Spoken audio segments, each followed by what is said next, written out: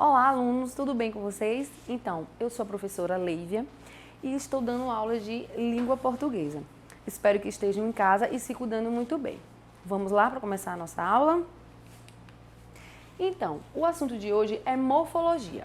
Na verdade, a gente vai rever algumas classes gramaticais, pois na aula passada vocês viram substantivo e pronome. Hoje, iremos ver as outras 10 classes gramaticais. Vamos lá? Então, o verbo.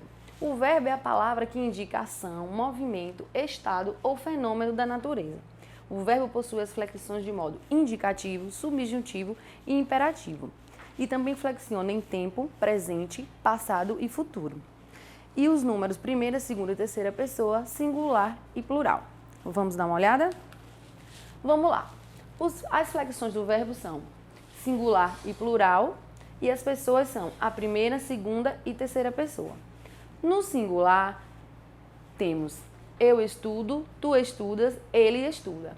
No plural, a única flexão que varia é a questão do sujeito. Será um sujeito a mais no discurso, ou seja, nós estudamos, vós estudais, eles estudam. Para ficar mais fácil para vocês, eu especifiquei as três primeiras pessoas. A primeira pessoa é a quem fala, ou seja, quem está fazendo o seu discurso. A segunda é para quem fala, ou seja, esse discurso é direcionado a quem, para quem eu estou falando, qual é o público do meu discurso. Então, eu uso o tu. E na terceira pessoa é de quem se fala. Quem é essa pessoa? Qual é esse estudo? E aí nós temos, na primeira pessoa, eu uso eu, no singular. Na segunda pessoa, eu uso tu, também no singular. E na terceira pessoa, ele ou ela. No plural, nós usamos na primeira pessoa o nós, o vós e o ele. Vamos lá, tempos verbais. O tempo verbal indica o movimento da realização da ação. Ele é dividido em três: presente, pretérito ou passado ou futuro. O presente indica a ação que se realiza atualmente. Ou seja, o presente é a ação no ato, o hoje, o agora. O pretérito, também conhecido como passado, indica a ação anterior, que já ocorreu. Ou seja, algo que você fez, que já foi feito. Eu estudarei o verbo, fazia os exercícios.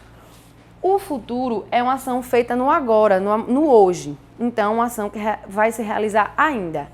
Eu estudarei quando chegar em casa. Agora vamos para os modos verbais.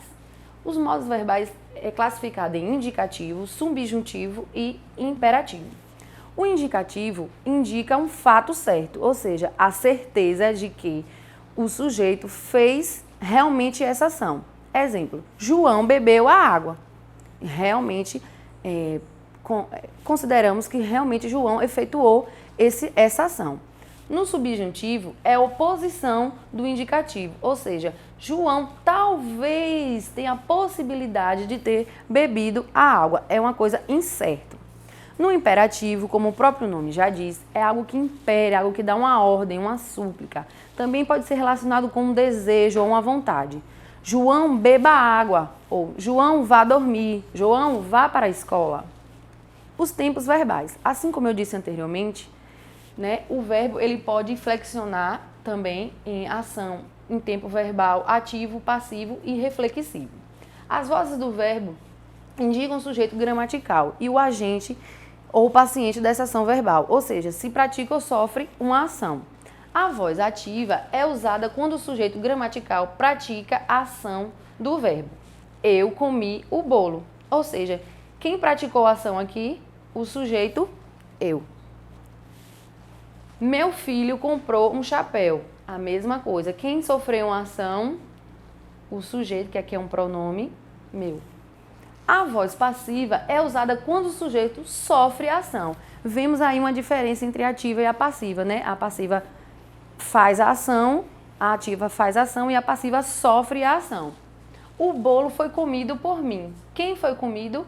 O bolo. Então, quem sofreu a ação aqui foi o bolo, não o sujeito anteriormente da voz ativa, que foi quem praticou a ação. A voz reflexiva ela trabalha em conjunto com a ativa e com a passiva. Ou seja, o sujeito gramatical pratica e sofre ação verbal. Indica assim que seja o sujeito gramatical ao mesmo tempo um agente e paciente da ação. Ou seja, na voz reflexiva, o sujeito precisará de um acompanhante, ou de um elemento, ou de outro objeto. Exemplos temos: ele se feriu com a tesoura. Para dar sentido à frase, temos o elemento tesoura, né? O objeto aqui, tesoura, que fez a ligação com o ele. Outro exemplo temos: eles olharam-se longamente. Para ocorrer essa ação, precisamos de dois agentes, não é isso? Então, voz reflexiva. Vamos lá para um próximo classe gramatical: adjetivo. Os adjetivos são palavras que caracterizam um substantivo, atribuindo qualidade, característica, aspecto ou estado.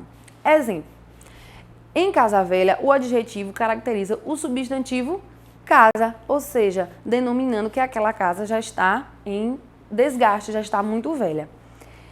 Em Prédio Antigo, o adjetivo antigo caracteriza o substantivo prédio, também denominando uma característica de antepassado, de velho.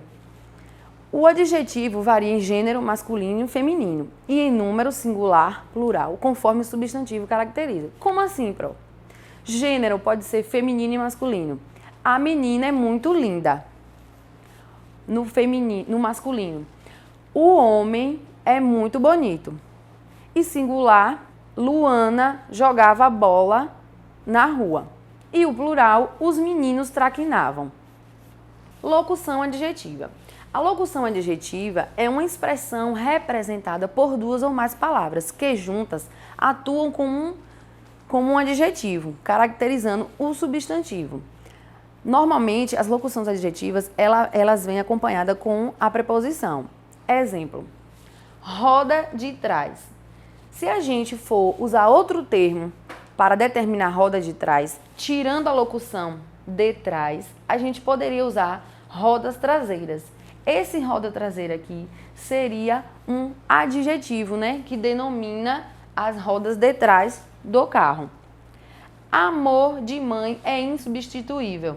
Se eu fosse tirar minha locução de mãe aqui, eu colocaria amor maternal. Assim, a minha locução adjetiva deixaria de ser uma locução adjetiva, onde eu estaria tirando a preposição e o substantivo e colocaria o adjetivo amor materno, pois não trocaria o sentido da frase. Preposição. Preposições são palavras que estabelecem conexões com vários sentidos dentro dos termos de uma oração. Através da preposição, o segundo termo explica o sentido do primeiro termo. As preposições mais essenciais são a, para, com, em, entre, até, por, sobre, de e etc. Essas são as preposições mais usadas nas orações.